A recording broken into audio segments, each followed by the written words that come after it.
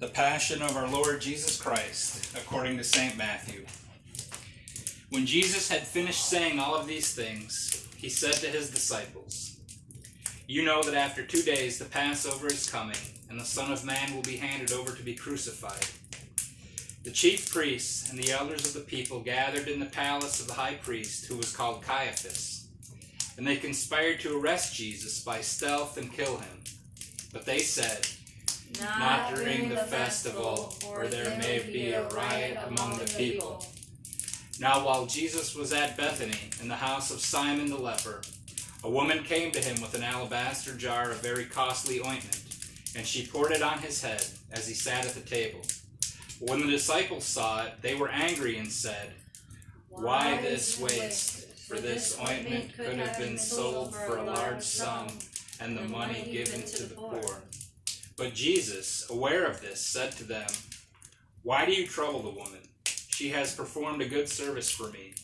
For you will always have the poor with you, but you will not always have me. By pouring this ointment on my body, she has prepared me for burial. Truly I tell you, whatever this good news is, proclaimed in the whole world, what she has done will be told in remembrance of her." Then one of the 12, who was called Judas Iscariot, went to the chief priests and said, "What will you give me if I betray him to you?" They paid him 30 pieces of silver, and from that moment he began to look for an opportunity to betray him. On the first day of unleavened bread, the disciples came to Jesus, saying, "Where do you want us to make the preparations for you to eat the Passover?" He said, "Go into the city to a certain man and say to him, 'The teacher says my time is near. I will keep the Passover at your house with my disciples.'" So the disciples did as Jesus had directed them, and they prepared the Passover meal. When it was evening, he took his place with the 12, and while they were eating, he said, "Truly I tell you, one of you will betray me." And they became greatly distressed and began to say to him, one after another, "Surely not I, Lord." He answered, "The one who has dipped his hand into the bowl with me will betray me. The Son of Man goes as it is written of him, but woe to the one by whom the Son of Man is betrayed. It would have been better for that one not to have been born." Jesus, who betrayed him, said, "Surely not I, Rabbi." Jesus replied, "You have said so." While they were eating, Jesus took a loaf of bread, and after blessing it, broke it, gave it to the disciples, and said, "Take, eat, this is my body." Then he took a cup, and after giving thanks, he gave it to them, saying, "Drink from it, all of you, for this is my blood of the covenant, which is poured out for many for the forgiveness of sins. I tell you, I will never again drink of this fruit of the vine until the day when I drink it new with you in my Father's kingdom." When they had sung the hymn, they went out to the Mount of Olives. Then Jesus said to them, "You will all become deserters because of me this night. For it is written, I will strike the shepherd, and the sheep of the flock will be scattered. But after I am raised, I will go ahead of you to Galilee." Peter said to him, "Though all become deserters because of you, I will never desert you." Jesus said to him, "Truly I tell you, this very night, before the cock crows, you will deny me 3 times.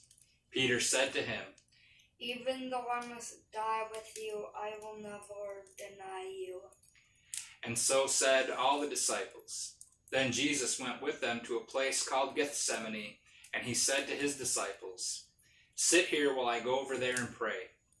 He took with him Peter and the 2 sons of Zebedee, and began to be grieved and agitated. Then he said to them, "I am deeply grieved, even to death. Remain here and stay awake with me." And going a little further, he threw himself on the ground and prayed, "My Father, if it is possible, let this cup pass from me. Yet not what I want, but what you want." Then he came to the disciples and found them sleeping, and he said to Peter, "So you could not stay awake with me 1 hour? Stay awake and pray that you may not come into this time of trial. The spirit indeed is willing, but the flesh is weak." Again he went away for the second time and prayed, My Father, if this cup cannot pass unless I drink it, your will be done." Again he came and found them sleeping, for their eyes were heavy. So leaving them again, he went away and prayed for the third time, saying the same words. Then he came to the disciples and said to them, "You are still sleeping and taking your rest. See, the hour is at hand, and the Son of Man is betrayed into the hands of sinners. Get up, let us be going. See, my betrayer is at hand." While he was still speaking, Judas, one of the 12, arrived. With him was a large crowd with swords and clubs from the chief priests and the elders of the people. Now the betrayer had given them a sign, saying, "The one I will kiss is the man. Arrest him." At once he came up to Jesus and said, "Greetings, Rabbi." Then Judas kissed him. Jesus said to him, "Friend, do what you are here to do." Then they came and laid hands on Jesus and arrested him. Suddenly one of those with Jesus put his hand on his sword, drew it, and struck the slave of the high priest, cutting off his ear.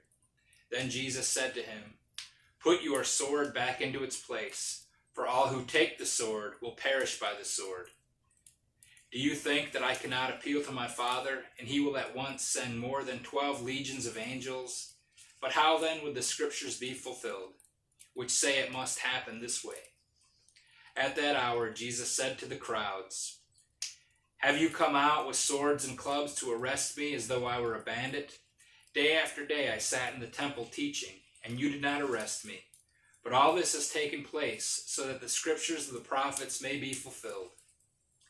Then all the disciples deserted him and fled. Those who had arrested Jesus took him to Caiaphas, the high priest, in whose house the scribes and the elders had gathered. But Peter was following him at a distance, as far as the courtyard of the high priest, and going inside he sat with the guards in order to see how this would end. Now the chief priests and the whole council were looking for false testimony against Jesus, so that they might put him to death, but they found none, though many false witnesses came forward. At last two came forward and said, "The fellow said, 'I am able to destroy the temple of God and build it in 3 days.'" The high priest stood up and said, "Have you no answer? What is it they testify against you?" But Jesus was silent. Then the high priest said to him, "I put you under oath before the living God. Tell us if you are the Messiah, the Son of God." Jesus said to him, "You have said so, but I tell you, from now on you will see the Son of Man seated at the right hand of power and coming on the clouds of heaven." Then the high priest tore his clothes and said, "He is blasphemed. Why do we still need witnesses? You have now heard his blasphemy. What is your verdict?" They answered, He deserves death. Then they spat in his face and struck him, and some slapped him, saying, "Prophesy to us, you Messiah. Who is it that struck you?" Now Peter was sitting outside in the courtyard. A servant girl came to him and said, You also were with Jesus, the Galilean. but he denied it before all of them, saying, "I do not know what you are talking about." When he went out to the porch, another servant girl saw him, and she said to the bystanders. This man was with Jesus of Nazareth. Again he denied it with an oath. "I do not know this man." After a little while, the bystanders came up and said to Peter, "Certainly you are also one of them, for your accent betrays you." Then he began to curse, and he swore an oath. "I do not know this man." At that moment, the cock crowed. Then Peter remembered what Jesus had said, "Before the cock crows, you will deny me 3 times." And he went out and wept bitterly. When morning came, all of the chief priests and elders of the people conferred together against Jesus in order to bring about his death. They bound him, led him away, and handed him over to Pilate, the governor. When Judas, his betrayer, saw that Jesus was condemned, he repented and brought back the 30 pieces of silver to the chief priests and the elders. He said, I have sinned by betraying innocent blood. But they said, What is that to us? See to it yourself. Throwing down the pieces of silver in the temple, he departed, and he went and hanged himself. But the chief priests, taking the pieces of silver, said, It is not lawful to put them into the treasury, since they are blood money. After conferring together, they used them to buy the potter's field as a place to bury foreigners. For this reason that field has been called the field of blood to this day. Then was fulfilled what had been spoken through the prophet Jeremiah. And they took the 30 pieces of silver, the price of the one on whom a price had been set, on whom some of the people of Israel had set a price, and they gave them for the potter's field, as the Lord commanded me. Now Jesus stood before the governor, and the governor asked him, Are you the king of the Jews? Jesus said, You say so. But when he was accused by the chief priests and elders, he did not answer. Then Pilate said to him, Do you not hear how many accusations they make against you? But he gave him no answer, not even to a single charge, so that the governor was greatly amazed. Now at the festival, the governor was accustomed to release a prisoner for the crowd, anyone whom they wanted. At that time they had a notorious prisoner called Jesus Barabbas. So after he gathered, Pilate said to them, Whom do you want me to release for you, Jesus Barabbas, or Jesus who is called the Messiah? For he realized that it was out of jealousy that they had handed him over. While he was sitting on the judgment seat, his wife sent word to him, We have nothing to do with that innocent man, for today I have suffered a great deal because of a dream about him. Now the chief priests and the elders persuaded the crowds to ask for Barabbas, and to have Jesus killed. The governor again said to them, Which of the two do you want me to release for you? And they said, Barabbas. Pilate said to them, Then what should I do with Jesus who is called the Messiah? All of them said, Let him be crucified. Then he asked, Why? What evil has he done? But they shouted all the more, Let him be crucified. So when Pilate saw he could do nothing, but rather that a riot was beginning, he took some water and washed his hands before the crowd, saying, I am innocent of this man's blood. See to it yourselves. Then the people as a whole answered, His blood be on us and on our children. So he released Barabbas for them, and after flogging Jesus, he handed him over to be crucified. Then the soldiers of the governor took Jesus into the governor's headquarters, and they gathered the whole cohort around him. They stripped him and put a scarlet robe on him, and after twisting some thorns into a crown, they put it on his head. They put a reed in his right hand and knelt before him and mocked him, saying, Hail, King of the Jews! They spat on him and took the reed and struck him in the head. After mocking him, they stripped him of the robe and put his own clothes on him. Then they led him away to crucify him. As they went out, they came upon a man from Cyrene named Simon, and they compelled this man to carry his cross. When they came to the place called Golgotha, which means place of a skull, they offered him wine to drink, mixed with gall. But when he tasted it, he would not drink it. And when they had crucified him, they divided his clothes among themselves by casting lots. Then they sat down there and kept watch over him. Over his head they put a charge against him which read, This is Jesus, the King of the Jews. Then two bandits were crucified with him, one on his right and one on his left.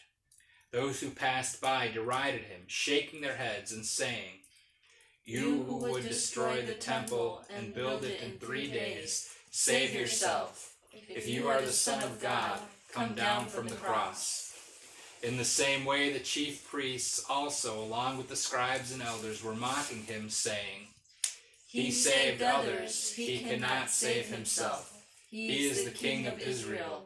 Let him come down from the cross now, and we will believe in him.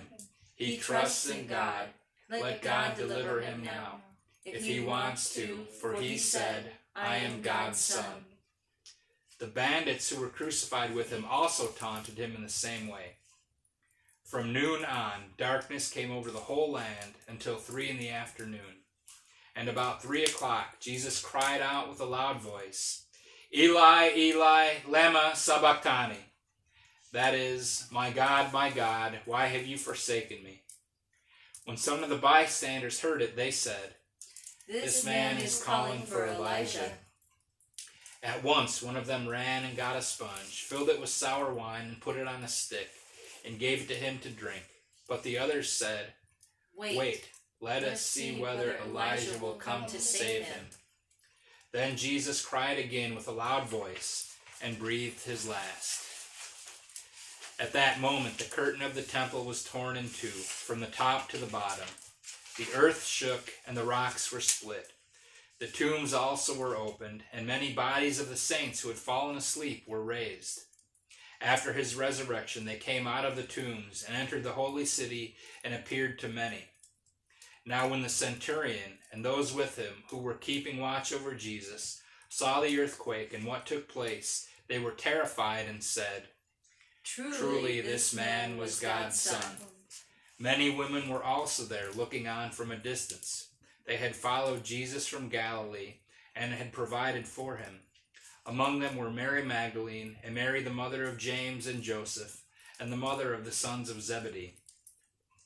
When it was evening, there came a rich man from Arimathea named Joseph, who was also a disciple of Jesus. He went to Pilate and asked for the body of Jesus. Then Pilate ordered it to be given to him.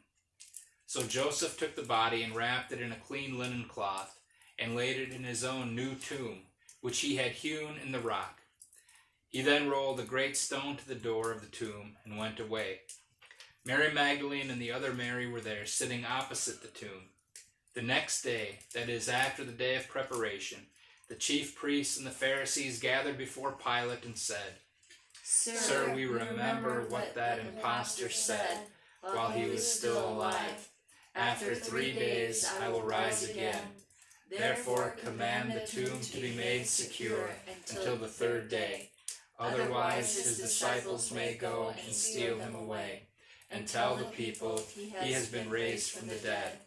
And the last deception would be worse than the first. Pilate said to them, You have a guard of soldiers. Go, make it as secure as you can. So they went with the guard and made the tomb secure by sealing the stone. This is the holy gospel of our Lord. Praise to you, O Christ.